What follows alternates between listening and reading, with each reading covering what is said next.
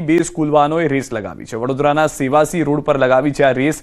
ખીચોખીચ બાળકો ભરેલી બે સ્કૂલ વાનની રેસ છે। ચાલતી વાનમાંથી બાળકો માથું બહાર કાઢતા દેખાયા છે। જોખમી રીતે સ્કૂલ વાન ચલાવતા ઉઠ્યા છે સવાલો। સેવાસી રોડ પર બે સ્કૂલ વાન ચાલકોની ગંભીર બેદરકારી સામે આવી છે। સ્કૂલ વાન બાળકોથી ખીચોખીચ ભરેલી હતી। સ્કૂલ વાન રસ્તા પર રેસ લગાવી રહી છે તેવા પણ દ્રશ્યો જોઈ રહ્યા છો આપ। બે સ્કૂલ વાન એકબીજાની ખૂબ નજીક લાવીને ચલાવવામાં આવી હતી। અંદાજિત 50 મીટર સુધી જોડે જોડે જોખમી રીતે ગાડી ચલાવાઈ છે।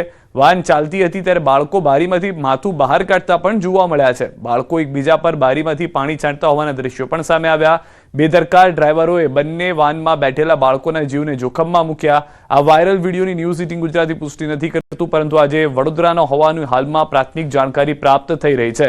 તો એક તરફ સ્કૂલ વાન ચાલકો કે જે પહેલા અનેક બાળકોને ઘેટા બકરાની જેમ ભરતા હતા તેને લઈને વિવાદમાં હતા, રફ ડ્રાઇવિંગ લઈને વિવાદમાં હતા, અને હવે આપ જે દ્રશ્યોમાં જોઈ રહ્યા છો કે બંને સ્કૂલ વાન ચાલક જે છે તે રેસ લગાવતા નજરે પડી રહ્યા છે।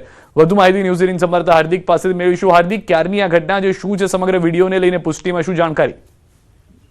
બિલકુલ સિદ્ધાર્થ, જો સમગ્ર ઘટના અંગે વાત કરવામાં આવે તો આ વિડીયો આજનો જ છે, અને જ્યારે પણ કોઈ પણ વાલી હોય પોતાના બાળકને સ્કૂલ વાન ચાલકના ભરોસે છોડે ત્યારે બાળકની સુરક્ષાની ચિંતા સૌથી પહેલા વાલીઓને થતી હોય છે, પરંતુ આ જે સ્કૂલ વાન ચાલકો છે તેઓ બાળકોના જીવ સાથે કયા પ્રકારના છેડા કરે છે એવું આ દ્રશ્યો પરથી ફલિત થઈ રહ્યું છે।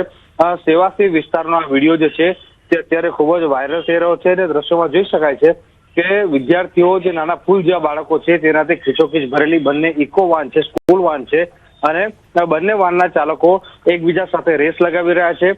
તો એકબીજાને બિલકુલ લગોલગ અડીને વાહન જે છે તે ચલાવી રહ્યા છે અને બાળકોના જીવ જે છે તે જોખમમાં મૂકી રહ્યા છે। અહીંયા સૌથી મોટો સવાલ એ ઉભો થાય કે જો આ સમયે અહીંયા અકસ્માત થયો હોત અને બાળકોને કોઈ પણ જાતની ઈજા કાં તો જાનહાનિ થઈ હોત તો એના માટે જવાબદાર કોણ? અને આ જે રસ્તા પર આખી આ ઘટના બની છે, જેનો આ વિડીયો છે, ત્યાંથી થોડેક જ દૂર જે તાલુકા પોલીસ સ્ટેશનની પોલીસ ચોકી છે તે આવેલી છે, લક્ષ્મીપુરા પોલીસ સ્ટેશનની ચોકી જે છે તે પણ આવેલી છે, પરંતુ પોલીસ જે છે તે આવા વાહન ચાલકો સામે મુખ પ્રેક્ષક બનીને તમાશો જોતી હોય છે અથવા તો પછી આંખ આડા કાન કરતી હોય છે।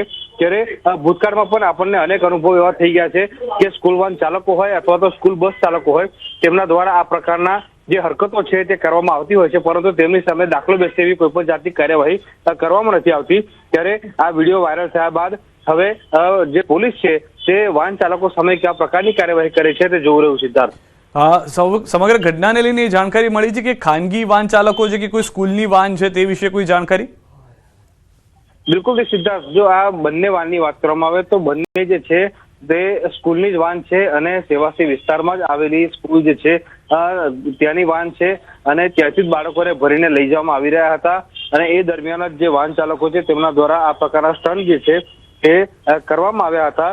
ત્યારે ચોક્કસથી મેં કીધું પ્રમાણે કે ભૂતકાળમાં પણ આવી અનેક ઘટનાઓ જે છે તે સામે આવી ચૂકી છે, પણ જ્યારે કોઈ દુર્ઘટના સર્જાય ત્યારે પોલીસ દ્વારા વિશેષ મુહિમ ચલાવવામાં આવતી હોય છે, અને ત્યારબાદ થોડો સમય મુહિમ ચલાવ્યા બાદ આ જે મુહિમ છે તે બંધ કરી દેવામાં આવતી હોય છે। એના કારણે જ આ પ્રકારના જે વાહન ચાલકો છે તે જેઓ વિદ્યાર્થીઓના જીવ જે છે તે જોખમમાં મૂકતા હોય છે। સિદ્ધાર્થ, આભાર સમગ્ર માહિતી બદલ હાર્દિક। તો જે રીતે હાલમાં જાણવા મળી રહ્યું છે તે પ્રમાણે આ બંને સ્કૂલ વાન ચાલકોનો આજનો આ વિડીયો છે।